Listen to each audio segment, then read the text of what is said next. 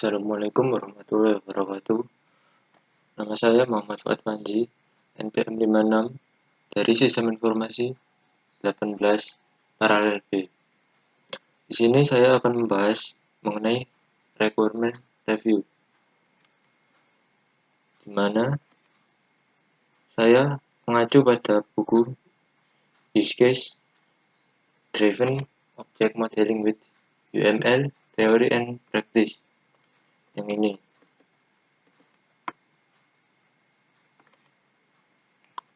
Kemudian lanjut.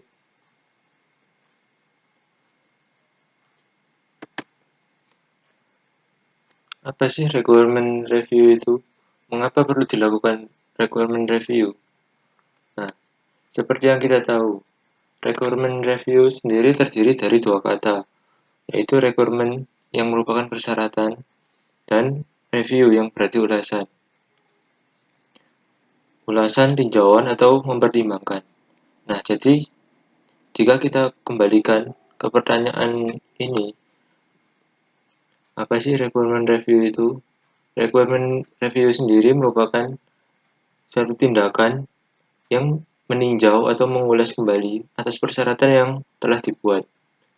Di sini, tim reviewer akan menganalisis apakah terdapat kesalahan ataupun inkonsistensi. Apakah sejauh ini sistem yang telah dibuat itu sudah sesuai belum dengan kebutuhan customer. Seperti itu. Maka dari itu, requirement review sendiri di sini akan melibatkan seluruh stakeholder yang terlibat sebagai pengguna akhir atau end user nantinya, seperti customer dan end user tadi. Nah, setelah itu kembali ke pertanyaan utamanya. Mengapa perlu dilakukan requirement review?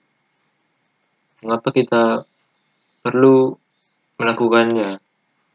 Nah, jika kita melihat pada gambar ini, di slide ini, terlihat bahwa yang berwarna merah ini merupakan bagian yang akan dilakukan requirement review untuk dipastikan apakah use case dan domain model telah sesuai dengan apa yang nantinya dibutuhkan oleh sistem.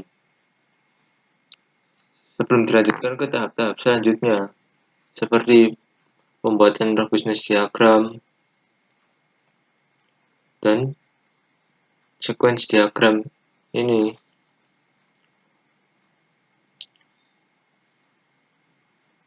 yang nantinya akan dilanjutkan lagi ke tahap coding dan implementasi. Lanjut. Di sini kita selanjutnya akan membahas mengenai apa-apa saja yang menjadi pedoman requirement review. Nah, di sini ada 10 requirement review guidelines. Nah, di poin ke-10 terdapat domain model. Pastikan end user dapat memahami penjelasan mengenai domain model. Nah, di mana domain model yang dibuat itu sudah seharusnya dapat dipahami dan tidak membuat bingung end user sistem yang akan dibuat nanti, dan harus mendeskripsikan dan menjawab problem domain sesuai dengan objek yang ada pada kenyataan atau di dunia nyata. Kemudian kita lanjut ke poin ke-9.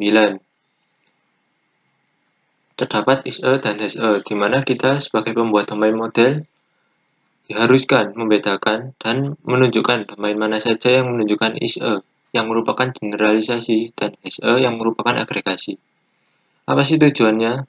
Hal ini bertujuan mencegah terjadinya ambiguitas ataupun kebingungan dari pembaca domain model tersebut. Kemudian kita lanjut ke poin ke-8, yaitu active voice. Seperti yang kita ketahui pada pembahasan minggu-minggu sebelumnya, di mana use case menjelaskan bagaimana user berinteraksi dengan sebuah sistem, di mana user ini pastinya akan melakukan suatu tindakan atau suatu perintah terhadap sistem tersebut. Maka dari itu penggunaan yang tepat adalah menggunakan active voice dibanding passive voice. Karena user secara aktif melakukan tindakan kepada sistem itu tadi. Dan juga pada use case harus terdapat basic dan alternative course.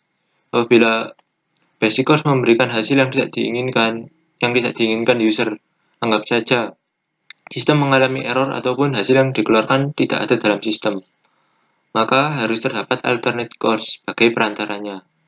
Kita ambil contoh pada suatu sistem pergudangan roti. Apabila pada kolom pencarian kita mengetikkan palu, maka tentu saja tidak ada dalam sistem tersebut palu atau kata palu. Nah, alternate course dari sistem itu yang seharusnya muncul atau yang seharusnya ditampilkan adalah palu tidak ada di penyimpanan atau sistem tidak mengenali palu. Itu yang mungkin terjadi sebagai alternate course-nya. Kemudian kita lanjut ke poin ke-7. Di sini kita harus membedakan antara functional requirement dengan use case, karena keduanya memiliki ketentuan yang berbeda. Seperti yang kita ketahui sebelumnya, bahwa use case menggunakan kalimat aktif, sedangkan functional requirement diharuskan menggunakan kalimat pasif, seperti shall atau harus. Contohnya, sistem harus bisa melakukan transaksi, sistem harus bisa menginputkan barang, dan sebagainya. Lanjut ke slide selanjutnya, pada poin ke-6. Pada slide ini, poin ke-6, pastikan mengatur use case ke dalam package dan setiap package memiliki setidaknya satu diagram use case. Jadi kita harus memastikan dan mengelompokkan use case tersebut ke dalam suatu package, seperti berdasarkan fungsionalnya ataupun yang lainnya. Dan sebagai package tadi, kita harus memiliki setidaknya satu diagram use case untuk setiap package-nya. Lanjut ke poin ke-5, yaitu object model. Dari use case tadi, kita harus membuat object modelnya, karena ini nantinya akan digunakan untuk pembuatan kelas model dan memudahkan dalam tahap pengkodingan. Lanjut ke poin keempat, yaitu user interface. Tidak hanya object model, use case juga didefinisikan dalam konteks user interface, di mana kita juga harus mendefinisikan dulu nama untuk UI-nya sebelum dimasukkan ke dalam use case. Kita lanjut ke slide selanjutnya pada poin ketiga. Di sini terdapat mockup atau GUI interface. Pada poin ketiga ini, setelah kita mendefinisikan nama dari suatu UI pada use case yang tadi, dilanjutkan kita membuat UI-nya tersebut menggunakan seperti storyboard, line drawing, screen mockup, atau GUI prototype untuk mengetahui tindakan apa saja yang bisa dilakukan oleh sistem dan interaksi apa saja yang bisa dilakukan oleh sistem tadi, yang bisa dilakukan user terhadap sistem. Lanjut ke poin kedua, yaitu review. Pada poin kedua, kita akan melakukan review atau meninjau ulang apa yang telah kita buat, seperti tadi use case, domain model, mockup, atau prototype, bersama dengan pengguna akhir atau end user dan stakeholder yang terlibat, atau siapa saja yang akan menggunakan sistem tersebut. Perlu dipastikan pula apakah mereka benar-benar memahami dengan sistem yang telah dirancang dan akan diimplementasikan nantinya. Yang terakhir yaitu poin ke-1. Terdapat 8 step atau trik untuk menciptakan use case yang baik dan tepat, serta tidak ambigu. Apa saja itu? Baik, yang pertama, hapus atau buang semua yang berada di luar cakupan atau skop proyek. Yang kedua, ubah passive voice menjadi active voice, seperti yang tadi. Yang ketiga, pastikan teks use case Anda tidak terlalu abstrak dan tidak ambigu. Yang keempat, secara akurat mencerminkan GUI. Kemudian yang kelima, sebutkan dan beri nama masing-masing domain objek yang terkait. Yang keenam, pastikan semua use case memiliki alternate course. Kemudian yang ketujuh, periksa setiap requirement tiap use case. Kemudian yang kedelapan, buat setiap use case menggambarkan apa yang dilakukan pengguna. Lanjut ke slide berikutnya, mengapa perlu mengaitkan antara functional requirement dengan use case? Tujuannya adalah pada tahap tertentu, mungkin saja kita perlu menautkan functional requirement ke use case, sehingga kita dapat menunjukkan bahwa semua persyaratan atau requirement dari customer telah berhasil diterapkan dan dapat dipenuhi oleh sistem yang akan dibuat dan diimplementasikan nantinya. Requirement sendiri tidak harus dari customer, bisa saja dari analis, atau dari developer, atau dari yang lainnya. Kemudian, kita lanjutkan ke slide berikutnya, yaitu pembahasan mengenai requirement review menggunakan studi kasus yang masih sama dengan chapter minggu-minggu sebelumnya, yaitu Internet Bookstore. Nah, pada slide ini, kita akan membahas hapus apapun yang bukan termasuk dari scope. Di sini terdapat basic course sebagai berikut. Di sini terdapat use case, yaitu show book details, dan memiliki basic course sebagai berikut ini. Jika di bahasa Indonesia kan seperti ini. Jika pengguna punya akun, dia terlebih dahulu login. Pengguna akan diarahkan ke halaman utama situs web. Area ini harus mudah untuk diakses dan harus mudah untuk mengakses area pencarian direktori buku. Contoh, top 10 buku favorit. Kemudian, user mencari detail buku. Sistem akan menampilkan informasi buku jika pengguna menginginkan. Dia dapat melakukan pembelian buku. Pembayaran yang ditunjukkan melalui Visa, kemudian American Express, and check. Di mana tujuan dari use case-nya adalah menunjukkan detail buku yang ada di atas ini, show book details. Namun di sini pada basic course terdapat kalimat yang melenceng dari tujuan use case-nya, yaitu pada dua kalimat terakhir. If the user wish to, ini seterusnya hingga terakhir sampai titik, itu membahas mengenai pembayaran dan pembelian. Sedangkan use case ini seharusnya membahas mengenai show book details, di mana membahas mengenai detail buku ini. Jadi, tidak seharusnya ini kita hapus yang dua kalimat terakhir ini. Dan kita masukkan ke use case yang lain, yaitu pembelian atau pembayaran. Lanjut ke slide berikutnya, yaitu penamaan yang sesuai pada domain objek terkait. Kita memiliki dua domain objek, di mana pada slide sebelumnya customer adalah user. Di sini kita memiliki dua domain objek, yaitu customer dan bookstore. Nah, pada slide sebelumnya customer sendiri adalah user, sedangkan bookstore memiliki awalnya adalah website. Nah, di sini kita namai atau memberi nama pada kode domain tersebut sesuai dengan topik use case. Nah, topik use case-nya sendiri di sini adalah show book details, yang berarti di mana penggunanya seharusnya adalah customer, dan yang diakses adalah bookstore main area. Jadi, kita sesuaikan nama domain objeknya dengan use case topiknya. Seperti itu.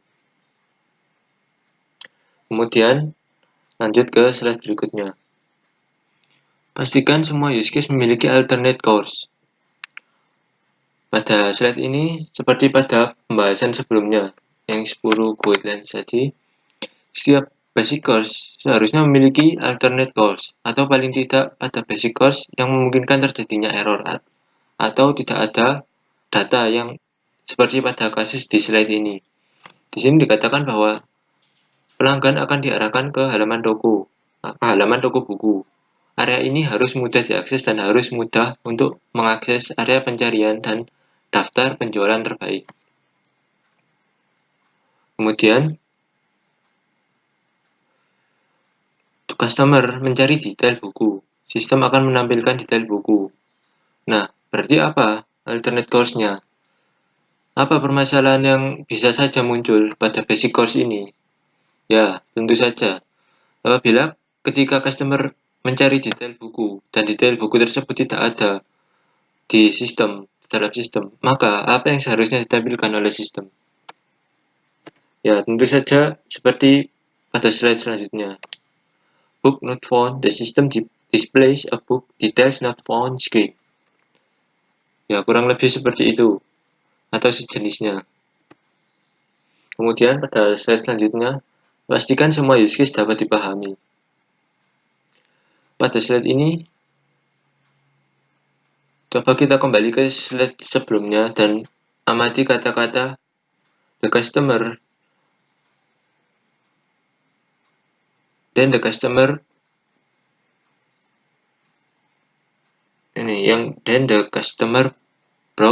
browses the details for a book title. The system displays the screen showing the book details. Di sini mungkin agak sedikit ambigu ya. Kenapa? Karena kita tidak tahu apa yang dilakukan customer agar dapat masuk ke halaman book details. Harus mengeklik atau harus bagaimana?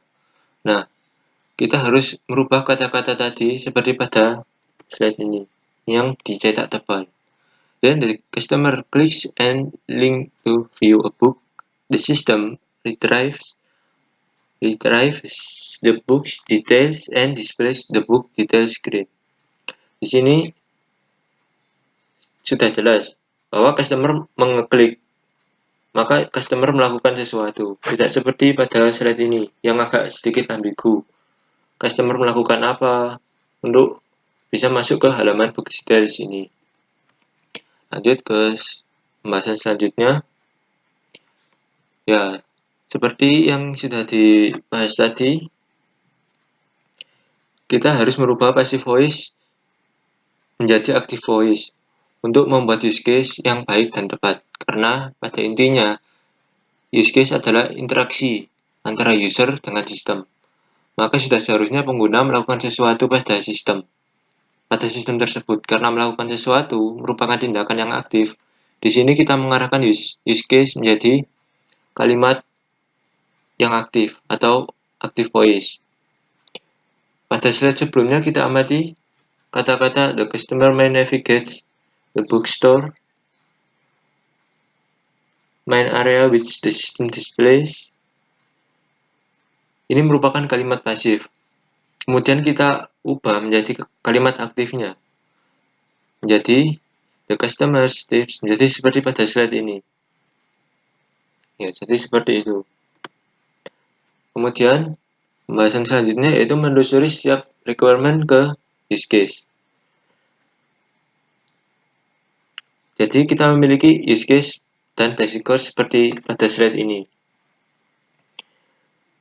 Sebenarnya didapat basic course dan use case ini sebenarnya didapat pada requirement list yang terdapat pada chapter-chapter sebelumnya, yaitu lebih tepatnya pada chapter 2. Jadi seperti ini requirement-nya.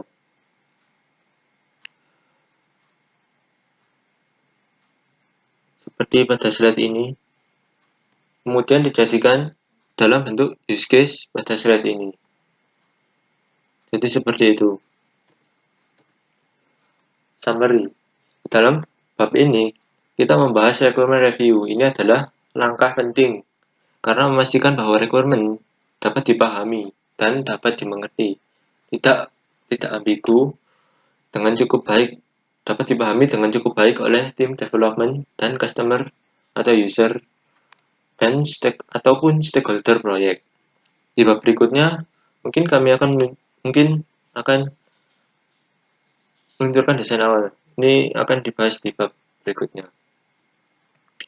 Nah, selanjutnya ke gambar ini. Nah, setelah yang kita bahas tadi pada awalnya, step-stepnya seperti pada gambar ini, di mana dimulai pada fase requirement analysis yang bercabang menjadi dua aktivitas atau dua kegiatan, yaitu mengumpulkan segala informasi mengenai sistem yang akan dibuat atau di re-engineering. Dan aktivitas yang satunya adalah mengidentifikasi real-world domain object yang terkait dengan pembuatan sistem pada dunia kenyataannya. Untuk dibuat sebagai database tabel dan kemudian akan digambarkan menjadi domain model.